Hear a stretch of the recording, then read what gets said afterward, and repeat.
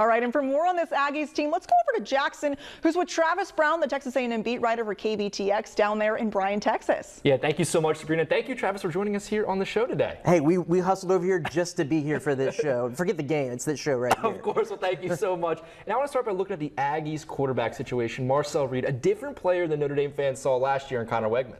Yeah, he has that real dual threat ability, and he's actually stepped his game up in the passing game. I expect him to be that kind of dual threat, full caliber kind of guy in this game, especially with what he's been able to show with his arm so far this season. You look at last year through the first two games, A&M only threw about 55 passing attempts. So far this year, they're already up to 70. They're averaging 340 yards per game in those two games. It was 140 last year. That passing game has really been ticking along, and I think that is just a testament to how he's progressed as a passer. And one thing Notre Dame will have to do is try to get after the pass. We heard Boubacar Traore talk about that this week in media availability.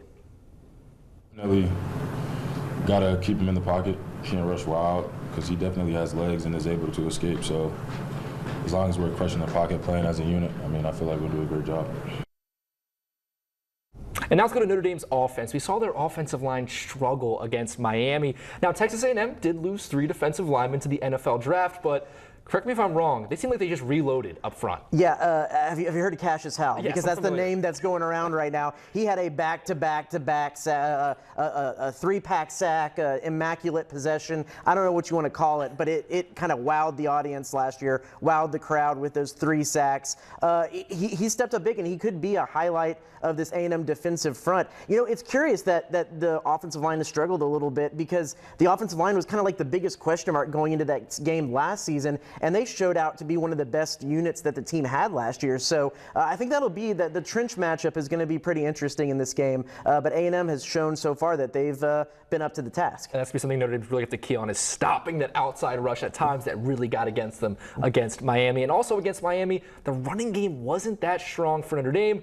We're now expecting star backs like Jeremiah Love and Jadarian Price to be more of a focal point this week. At least we're expecting that. How have the Aggies been, though, defending the run against the season? So that's kind of been one of the biggest question marks. Everyone thought that maybe this might be a strong suit. It's the defensive secondary that might have some question marks. But they allowed some big runs against UTSA, most notably the right out of the half. There was a 70-yard touchdown run on the first play of scrimmage in the second half.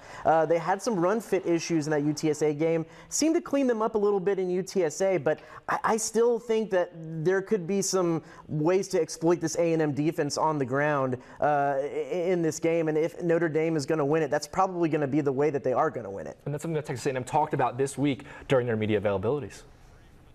I think it's as talented a duo as I've played against. These two kids are really, really good. Their athleticism for their size, the way they hit the hole, the power with which they run, they're both effective pass catchers.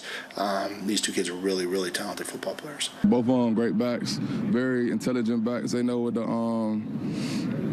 defensive game probably going to be. So just wrapping them up, making sure we take them to the ground, hitting them when we need to, extra wear and tear on his body because they're both gifted. And now finally, let's go to Notre Dame's quarterback, C.J. Carr. That was the big question mark going in against Miami, but he had that first career start, some ups and downs. How is Texas A&M preparing to defend a guy like that where they don't have much tape on him? Yeah, you know, I think they're going to probably rely a little bit back on the offense, what they saw last year, because there is some similarities to some of the offensive stuff that they saw last year, but they've been able to, they played a lot of mobile quarterbacks, and that UTSA game, Owen McCowan had some of that same mobile passing ability, escapability type situations. I think that was maybe a good test. You know, I don't think he's shown quite yet that he's Riley Leonard, it was a great guy last year, and they were able to do some things against them. So I think they'll be ready and kind of looking at what they presented last year and how that's carried over to this new quarterback. And let's hear how they are describing preparing for C.J. Carr. He's a really talented kid. I think he's got a big arm. I think you saw that in the spring game. You saw that on his high school tape. You know, obviously, him making his first start on the road down at Miami. You know, those are always challenging situations for a young quarterback. He played well. He made a lot of plays. I'm sure he's going to have plans and hopes to make a lot more Saturday night. Well, thank you so much, Travis, for coming on the show. You can find his work for a Gray affiliate, KBTX, down there in Texas. Thank you, Travis. You got it. Of course. Sabrina, let's go back over to you.